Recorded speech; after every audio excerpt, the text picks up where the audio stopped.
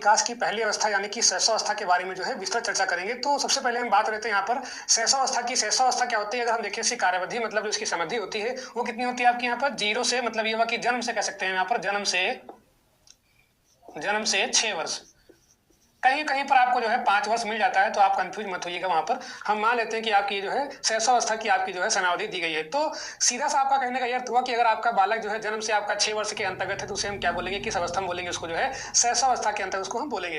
अब हम बात कर लेते हैं कि शैशवावस्था से आपके जो क्वेश्चन आपके बनते हैं सुपर टेट में या टेट में, जो भी आपकी फैक्चुअल इन्फॉर्मेशन आती है, मतलब जो कुछ परिभाषाएं दी गई है शैशवावस्था के बारे में या जो महत्वपूर्ण तथ्य होते हैं उनको जो हम कवर करने का प्रयास करेंगे। और आप ये मान के चलिए कि आपका जो है पेपर में आपको जो है इसमें से आप क्वेश्चन हमेशा मिलते रहेंगे और मिलते हैं। चलिए हम देखते हैं यहाँ पर। सबसे पहले क्रो और क्रो ने बताया है, मतलब क्रो और क्रो क्या आपके वैज्ञानिक हैं, मनोवैज्ञानिक है। इन्होंने बताया कि जो है जो 20वीं शताब्दी है, मतलब जो इस समय जो चल रही शताब्दी, उसको क्या बोलते हैं, 20वीं शताब्दी बोलते हैं। तो इसमें क्या होता है कि ये जो शताब्दी किसकी शताब्दी है, ये बालक की शताब्दी है। मतलब ये कहने का कि जो 20वीं आपकी चल रही सेंचुरी शताब्दी, उसे हम जो है बालक की शताब्दी या बालक की सेंचुरी कहते हैं। तो सीधा सा कहने का अर्थ ये होगा क्रो एंड क्रो के अनुसार 20वीं शताब्दी को बालक की शताब्दी कहा जाता है। अब ये इतनी बात हो गई। अब हम बात कर लेते हैं यहाँ पर सिगमंड फ्रायड। देखिए सिगमंड फ्रायड आपके क्या है, बाल मनोविज्ञान में बहुत आपके इंपॉर्टेंट है। आगे हम पढ़ेंगे इनके बारे में, एकदम अहम और पराहम, क्योंकि इनको जो है मनोविश्लेषणात्मक सिद्धांत का जन्मदाता कहा जाता है। किसको? सिगमंड फ्रायड को। तो इनके वहां पर आपके 3 स्टेप आते हैं, एकदम अहम और पराहम, और यहाँ से भी आप क्वेश्चन बन जाते हैं।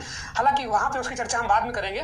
तो यहाँ पर परिभाषा क्या दी गई है, सिगमंड फ्रायड ने यह कहा कि बालक को जो कुछ बनना होता है वो शुरुआत के जो उसके 4 से 5 वर्ष होते हैं उसी में क्या होता है, वो बन जाता है। मतलब उसी में डिसाइड हो जाता है कि जो है वो क्या बनेगा।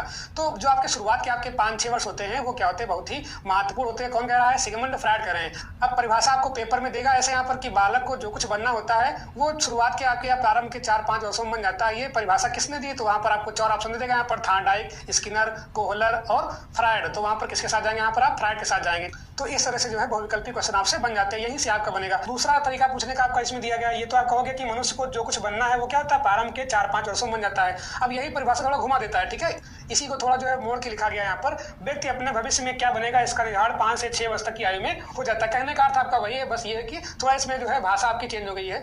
देखिए अगला आपका वैलेंटाइन। वैलेंटाइन ने क्या बताया कि जो आपका शैशवावस्था होती है वो क्या होती है, सीखने का जो है आदर्श काल होती है। मतलब ये हुआ कि इसमें क्या होता है कि बालक का जो आपका मानसिक विकास होता है वो क्या होता है, तीव्र होता है। अगर हम मानसिक विकास की बात करें, मतलब यह कि सोचने की क्षमता उसके अंदर जो है या समझने की क्षमता जो है वो ज्यादा होती है। इसीलिए हम कहते हैं कि जो है अगर बच्चा शुरुआत में आपका अच्छा होता है तो क्या होता है, वो आगे भी अच्छा रहता है। मतलब उसकी जो रिसेप्टिव पावर होती है, ग्रहणशीलता जो होती है, वो क्या होती है, शैशवावस्था में क्या होती है, बहुत ही अच्छी होती है। तो हम ये कह सकते हैं कि ये क्या होता है, आपका सीखने का आदर्श काल होता है। तभी हम लोग प्रयास करते हैं कि जो बच्चे छोटे होते हैं उनको जो है अच्छे से अच्छे स्कूल में भेजा जाए, जिससे कि उनकी जो आधारभूत जो नींव है अगर वो मजबूत हो गई या उस अवस्था में अगर वो अच्छा कर लेते हैं तो आगे फिर जो है सब अच्छा होता रहता है।